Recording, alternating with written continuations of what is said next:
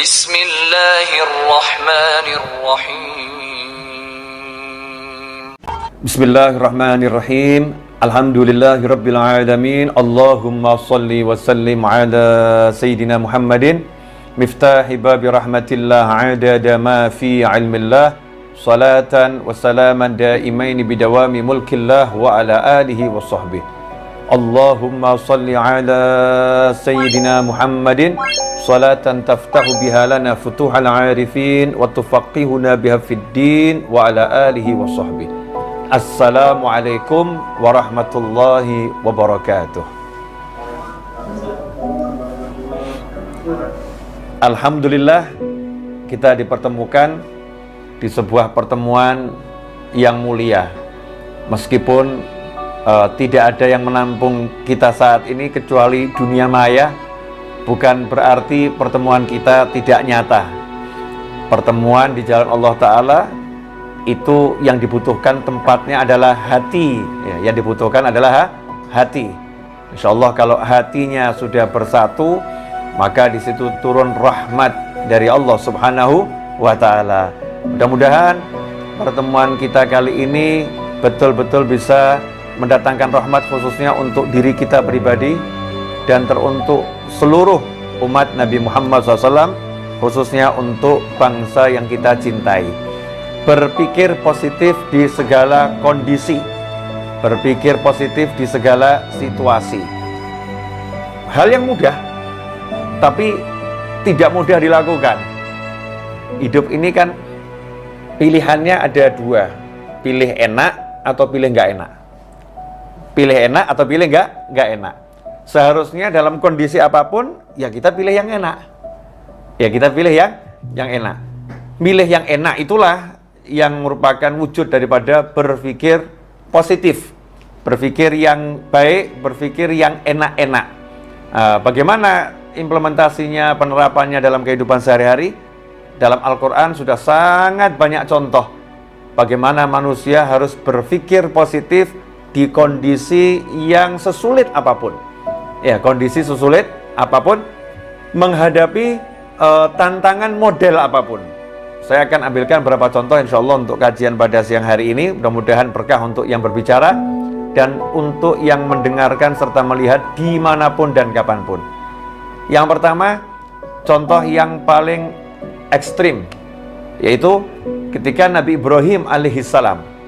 Nabi Ibrahim alaihissalam sudah dibelenggu, diikat, kemudian api sudah dibakar. Dan perlu dijelaskan, apinya bukan sembarang api. Api itu dibuat oleh Namrud bersama rakyatnya dengan mengumpulkan kayu bakar yang prosesnya dalam tafsir disebutkan kurang lebih 1 bulan. Kemudian tempat lapangan untuk menampung kayu bakar itu pun dibuat sedemikian rupa seperti tungku. Tanahnya digali, kayu bakarnya dikumpulkan, ditumpuk di situ, kemudian api dinyalakan. Hasilnya panasnya maksimal sehingga mampu membakar burung yang terbang jarak 1 mil, 1,5 kilo di atas api tersebut. Burungnya akan terpanggang hidup-hidup. Nah, bayangkan Nabi Ibrahim alaihissalam nggak punya teman, nggak punya siapa-siapa, ya, diikat, akan dilemparkan dalam kobaran api yang luar biasa tersebut. Nalar manusia akan mengatakan nggak mungkin selamat, nggak mungkin menang melawan kondisi yang seperti ini, sendiri terbelenggu. Tapi subhanallah, datanglah bantuan dari Allah Subhanahu wa Ta'ala. Bantuan itu lewat makhluk-makhluk Allah yang berdatangan, baik itu malaikat sampai pun kata, semuanya menawarkan bantuan kepada Nabi Ibrahim alaihissalam. Tapi saat itu Nabi Ibrahim alaihissalam pada puncak cinta yang luar biasa, sehingga Nabi Ibrahim mengatakan, ilmuhu bihali kafani answali. Allah tahu keadaanku, biar Allah sendiri yang langsung ngurus aku nanti. Biar Allah yang langsung ngurus aku. Nah, ini jangan dicontoh loh ya. Ini tingkat cinta yang tinggi. Kita biar Allah yang ngurus kita, tapi kalau kesah terus. Nabi Ibrahim datangi malaikat Jibril alaihissalam. Saya akan tolong kamu. Maka Nabi Ibrahim mengatakan, Allah maha mengerti kondisi saya, biar Allah yang ngurus saya. Ya udah kalau begitu kamu minta sama Allah. Ya itu karena Allah tahu saya nggak minta sama Allah. Ini yang boleh ngomong gini, yang memang kelasnya kelas Nabi Ibrahim alaihissalam. Kalau kita ini kelas orang-orang yang banyak keluh kesah nih, ya minta, ya nunjukkan kebutuhan yang luar biasa. Nabi Ibrahim alaihissalam kelasnya kelas manja, jatuh cinta berat pada Allah Subhanahu wa Ta'ala. Hasilnya apa? Beliau berpikir positif, ya akan ada pertolongan langsung dari Allah Ta'ala. Allah akan menyelamatkan dengan caranya Allah, yang saat itu tidak ada satu makhluk Allah pun, bahkan malaikat Jibril alaihissalam, ya tidak pernah berpikir bahwasannya api itu akan menjadi penyelamat untuk Nabi Ibrahim alaihissalam. Karena sejak malaikat Jibril itu diciptakan, melihat api itu selalu membakar. Api itu membakar. Ya, api itu sifatnya membakar, nggak berubah. Tetapi hari itu Allah Subhanahu wa Ta'ala merubah. Ya narukuni bardan wa salaman ala Ibrahim. Hai api, kata Allah Ta'ala. Jadi Allah langsung bicara kepada sumber masalahnya. Masalahnya di mana? Kayu bakarnya? Bukan. Masalahnya di mana saat itu? Namrudnya? Bukan. Ini masalah yang paling urgent saat itu adalah api ini akan membakar Nabi Ibrahim alaihissalam. Maka nggak perlu dicarikan pemadam kebakaran, nggak perlu dicarikan tim untuk memadamkan, tapi langsung apinya diajak bicara oleh Allah Ta'ala, diperintah oleh Allah Subhanahu wa Ta'ala. Ya narukuni bardan wa salaman ala Ibrahim. Hei api, jadilah kamu dingin. Nomor satu itu dulu, api kamu dingin. Ya, tapi wasalama, yang menyelamatkan, bukan sembarang dingin, bukan dingin yang membunuh, bukan dingin yang menyebabkan sakit. Bardaw wa salaman, dingin dan menyelamatkan, khusus untuk Ibrahim. Kayu kamu tetap membakar, burung terbang 1,5 mil tetap kamu bakar. Ibrahim alaihissalam, kamu harus jadikan dirimu khusus untuk Nabi Ibrahim, dingin dan menyelamatkan. Bagaimana api itu dalam satu kejadian menyentuh tubuh Nabi Ibrahim menjadi dingin dan menyelamatkan, menyentuh kayu di sekitarnya, membakar dan menghancurkan. Ini kuasa Allah Subhanahu wa Ta'ala. Ikhwani rahimakumullah, kita nggak bahas masalah kuasanya Allah, tapi kita bahas bagaimana pola pikir Nabi Ibrahim alaihissalam yang selalu optimis, berpikir positif di kondisi yang seberat itu. Kemudian kita beralih pada Nabi Musa alaihissalam.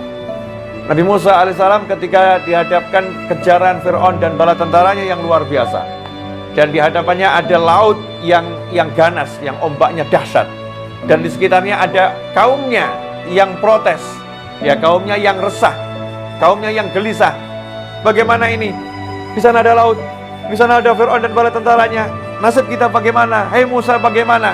Nabi Musa alaihissalam dengan santai mengatakan, kalla inna ma'iya rabbi sayahdin.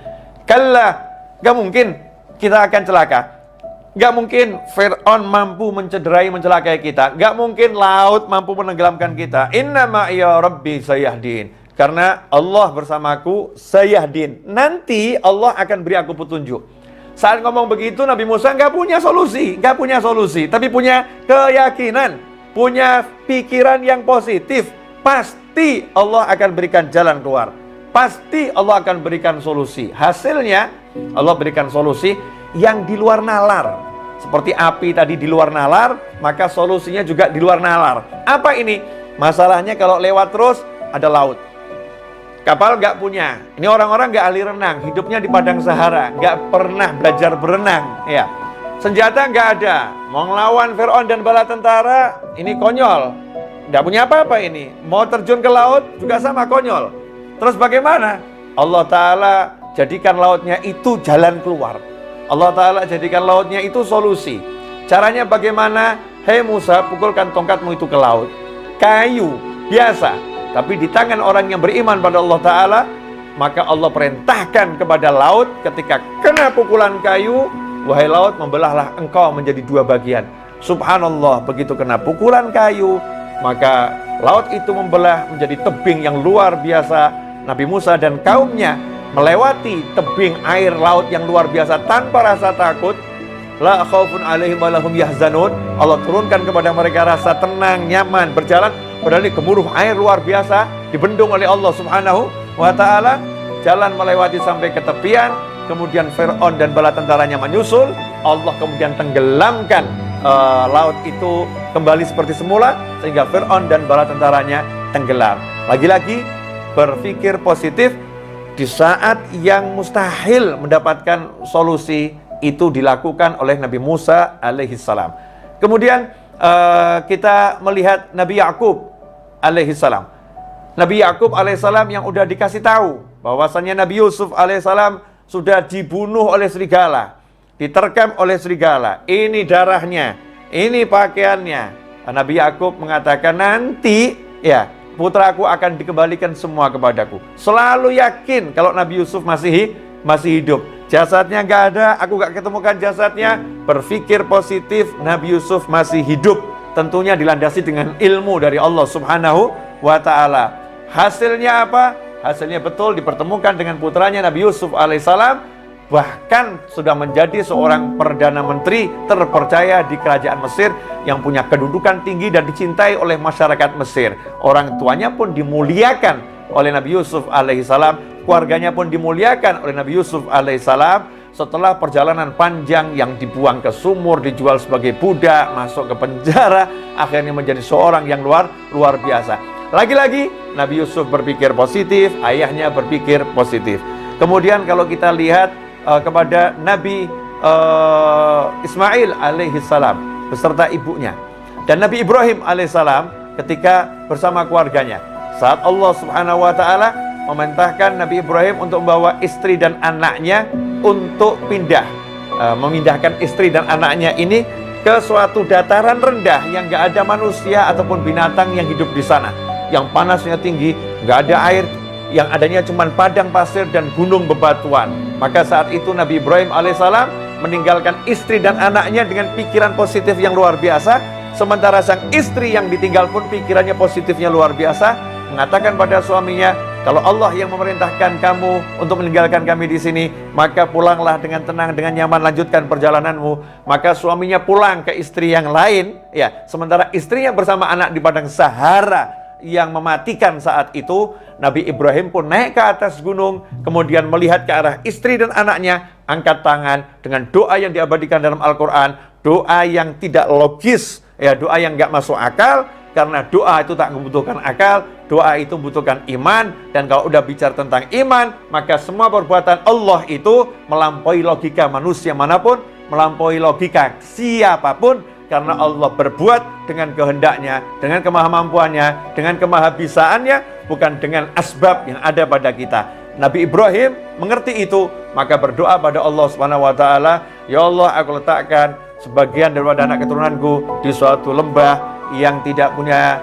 tanaman, nggak punya kehidupan di situ, ghairi dzara'in, nggak ada tanaman di sana. Ya Allah, agar mereka menjadi orang-orang nanti yang mendirikan sholat. Mereka nanti akan, tolong kirimkan kepada mereka buah-buahan dari segala penjuru, kirimkan kepada mereka manusia dari segala penjuru. Subhanallah, sudah tahu tempat ini tempat yang gersang, nggak ada kehidupan, tapi mengatakan liyuqimus sholah, agar nanti muncul manusia-manusia yang mendirikan sholat dari anak keturunan gue ini. Nabi Ibrahim meyakini Nabi Ismail nanti akan berkeluarga, Nabi Ismail akan punya anak, Nabi Ismail akan punya cucu, sampai akhirnya punya cucu namanya Nabi Muhammad sallallahu alaihi wasallam. Itu adalah husnudzan, prasangka baik, positive thinking yang dimiliki oleh Nabi Ibrahim alaihissalam, sehingga bisa menghasilkan kehidupan di kota Mekah yang tadinya padang Sahara sampai menjadi kota yang luar biasa. Begitu pula istri Nabi Ibrahim, ibu Nabi Ismail alaihi wassalam.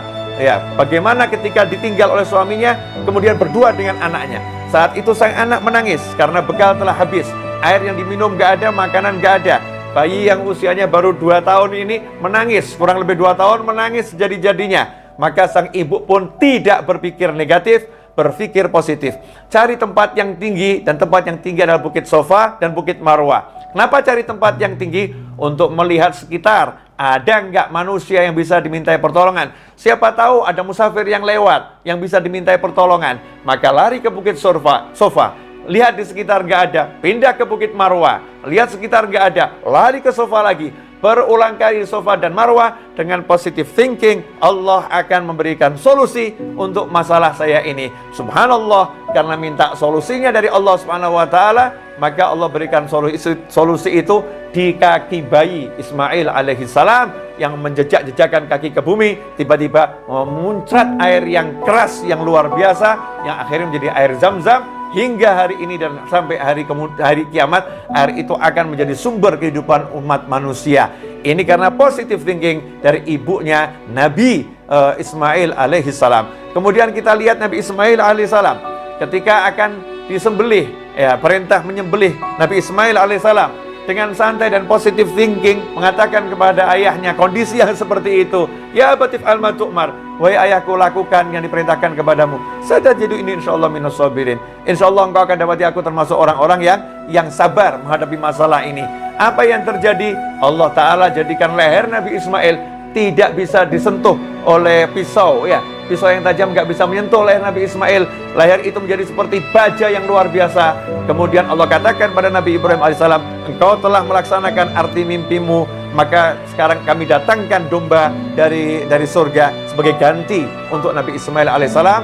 Maka saat itulah diganti domba yang disembelih. Nabi Ismail pun selamat karena positive thinking dari ayah, positive thinking dari anak menghasilkan sesuatu yang luar biasa. Ikhwani rahimakumullah.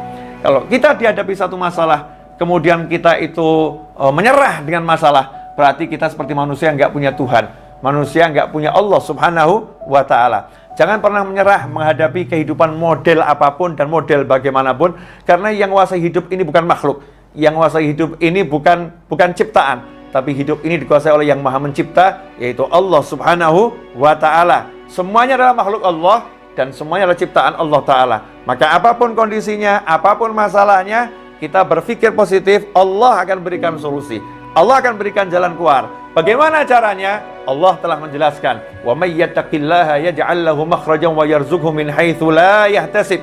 Siapa yang bertakwa pada Allah, wa may yattaqillaha yaj'al lahu makhraja, Allah akan selalu memberikan solusi, Allah akan selalu memberikan jalan keluar. Wa yarzuqhu min haitsu la yahtasib. Bahkan Allah menambahin, bukan cuma solusi, jalan keluar, dan Allah akan senantiasa selalu terus menerus memberikan rezeki dari arah yang nggak pernah dia nalar, dari arah yang nggak pernah bisa dia perhitungkan, dari arah yang nggak pernah dia sangka. Rezeki Allah sifatnya surprise untuk dia, surprise untuk dia, kejutan yang menyenangkan untuknya. Karena apa? Karena takwa pada Allah Ta'ala, melaksanakan perintah Allah, menjauhi larangan Allah. Itulah cara agar kita bisa berpikir positif. Ya, berpikir positif artinya apapun masalahnya, kita jadikan takwa sebagai kendaraan, takwa sebagai sumber solusi dari langit, takwa sebagai sumber pertolongan dari Allah Subhanahu wa Ta'ala. Sayangnya saat ada masalah justru kita mengandalkan yang namanya makhluk, dan kita lupa pada Sang Khalik, yaitu Allah Ta'ala. Kita jauh dari yang namanya ketaatan, kita justru larut dalam keluh kesah, dalam hal-hal yang gak diridhai oleh Allah Subhanahu wa Ta'ala. Ikhwani rahimakumullah. Nah, ini sekarang kita dalam hidup. Dalam hidup tuh kondisinya apapun kan pilihannya selalu ada pilihan enak. Contoh, dipecat dari kantor. Ngapain mikir hidupku berantakan? Kan bisa mikir, wah, saya mau dikasih lapangan pekerjaan yang lebih bagus. Allah akan beri saya cara kerja yang lebih enak, yang lebih nyaman. Allah akan jadikan rezeki saya lebih banyak, karena di kantor ini kelihatannya nggak cukup untuk gaji saya ini. Tidak mampu, gaji saya lebih besar nih. Saya akan dikasih gaji yang lebih besar. Caranya gimana? Wallahu a'lam. Allah yang tahu. Yang penting saya mau usaha, saya mau tingkatkan takwa saya pada Allah Subhanahu wa Ta'ala. Berpikir yang positif. Apapun itu bisa dilakukan kok. Tapi kenapa kok kita nggak mau mikir yang positif? Mikirnya nggak enak. Padahal pikiranmu adalah doamu. Pikiranmu adalah doamu. Ana 'inda dhanni 'abdi bi falyadhunna bima syaa. Kata Allah Ta'ala dalam hadits qudsi, ana 'inda dhanni 'abdi bi. Aku tergantung apa yang dipikirkan hambaku, prasangka hambaku. Karena itu terserah dia mau nyangka apa tentang aku, dia mau berpikir apa tentang aku. Jadi kalau kita mikirnya jelek, ya dapatnya jelek. Kalau mikirnya bagus, ya insya Allah dapatnya bagus. Nah, modal mikir aja kok takut. Seperti ada orang nggak punya duit, nganggur. Saya nanya sama orang tersebut, Mas, mau nggak beli rumah yang mewah? Jawabannya, mau beli beras aja nggak bisa kok, Bib. Ngapain mikir beli rumah yang mewah? Ini salah. Kenapa? Karena dia telah membatasi kemampuan Allah memberikan rezeki dengan kemampuan usahanya. Saya nggak mampu usaha, jadi Allah nggak bisa ngasih saya rezeki. Masya Allah. Jadi Tuhannya usaha ya? Tuhannya usaha, bukan Allah Ta'ala. Seharusnya bagaimana? Sadar dengan kenyataan, memang nggak punya uang, memang nggak punya kerjaan, lagi nganggur. Tapi kalau ada tawaran, Mas, mau tidak punya rumah yang mewah? Jawab saja, mau, insya Allah, doakan. Ya, semoga Allah kasih saya kemampuan, Allah beri saya kemudahan. Tidak ada yang mustahil. Tapi kenapa mikir yang positif aja berat? Karena tauhidnya lemah. Karena yakinnya sama Allah lemah. Ma'rifatullahnya lemah, gak paham siapa Tuhannya, gak paham siapa Allahnya, gak paham bagaimana kemampuan Tuhannya, dan gak paham kalau dirinya gak mampu apa-apa, dan yang lain juga gak mampu. Yang mampu hanya satu, la ilaha illallah, Muhammad Rasulullah SAW. Karena itu dikatakan dalam surat Al-Ikhlas, Qul huwallahu ahad, Allahus samad. Katakan, hanya Allah yang Maha Esa. Katakan bahwasanya hanya Allah tempat bergantungnya segala sesuatu. Gak ada yang lain. Hanya Allah, dan hanya Allah. Ikhwani rahimakumullah. Nah, ini beberapa yang sudah saya paparkan ini insya Allah menjadi masukan yang manfaat buat saya khususnya dan pemirsa dimanapun Anda berada. Jazakumullah khairan. Saya minta maaf atas segala kekurangan. Mudah-mudahan berkah manfaat. Wassalamualaikum warahmatullahi wabarakatuh. Habib Novel Alaidrus dalam ceramahnya berpikir positif dalam segala kondisi, menekankan pentingnya menjaga pandangan positif dalam menghadapi berbagai tantangan hidup. Dia mengingatkan bahwa segala sesuatu yang terjadi di dunia ini sudah dalam pengetahuan dan izin Allah, sehingga apapun yang kita alami harus dihadapi dengan sikap positif dan penuh kesyukuran. Untuk memberikan nilai tambah, mari kita eksplorasi konsep ini dengan memperluas konteksnya dalam kehidupan modern yang penuh tekanan dan tantangan. Dalam era digital saat ini, informasi dan berita yang berseliweran, baik yang positif maupun negatif, dapat mempengaruhi cara pandang seseorang terhadap dunia. Media sosial, yang sering menjadi sumber utama informasi, juga bisa menjadi ladang subur bagi sikap pesimis dan negatif. Dalam konteks ini, penting untuk menerapkan sharing sebelum sharing, tidak hanya dalam arti informasi yang kita bagikan kepada orang lain, tetapi juga dalam hal informasi apa yang kita izinkan masuk ke dalam pikiran kita. Pendekatan berpikir positif yang diajarkan oleh Habib Novel dapat dipandang sebagai bentuk perlawanan terhadap arus negatif yang seringkali merajai dunia maya. Dalam analisis yang lebih dalam, berpikir positif bukan berarti mengabaikan realitas atau menutup mata terhadap masalah, melainkan lebih kepada bagaimana kita memilih untuk merespons tantangan tersebut. Sikap ini selaras dengan konsep resilience atau ketahanan diri yang sering dibahas dalam psikologi modern, di mana individu diajak untuk melihat tantangan sebagai kesempatan untuk berkembang, bukan sebagai penghalang. Selain itu, dalam Islam, berpikir positif juga erat kaitannya dengan husnuzan atau berbaik sangka kepada Allah dan sesama manusia. Ini tidak hanya mencerminkan kedalaman iman seseorang, tetapi juga memperlihatkan tingkat kedewasaan spiritual di mana seseorang mampu melihat hikmah dalam setiap kejadian, baik yang menyenangkan maupun yang sebaliknya. Dari pandangan pribadi saya, berpikir positif dalam segala kondisi juga bisa menjadi landasan untuk menciptakan budaya komunitas yang lebih harmonis dan saling mendukung. Ketika seseorang mampu berpikir positif, hal ini tidak hanya mempengaruhi dirinya sendiri, tetapi juga menyebar kepada orang-orang di sekitarnya. Dalam konteks masyarakat Indonesia yang plural, sikap positif ini bisa menjadi perekat sosial yang kuat, membantu kita melihat keberagaman sebagai kekayaan yang harus dirayakan, bukan sebagai pemicu perpecahan. Terakhir, penting untuk diingat bahwa berpikir positif adalah sebuah latihan mental yang memerlukan kesadaran dan usaha berkelanjutan. Ini bukan sesuatu yang bisa dicapai dalam semalam, melainkan sebuah perjalanan panjang yang memerlukan komitmen dan dukungan dari lingkungan sekitar. Seperti dalam ajaran Islam, segala usaha akan diberikan ganjaran yang setimpal, dan usaha untuk selalu berpikir positif akan membawa kita lebih dekat kepada Allah Subhanahu wa Ta'ala, menjadikan hidup lebih tenang dan bermakna. Terima kasih telah menonton, semoga video ini bermanfaat. Jangan lupa untuk like, share, dan subscribe agar Anda tidak ketinggalan penjelasan penting lainnya. Wassalamualaikum warahmatullahi wabarakatuh.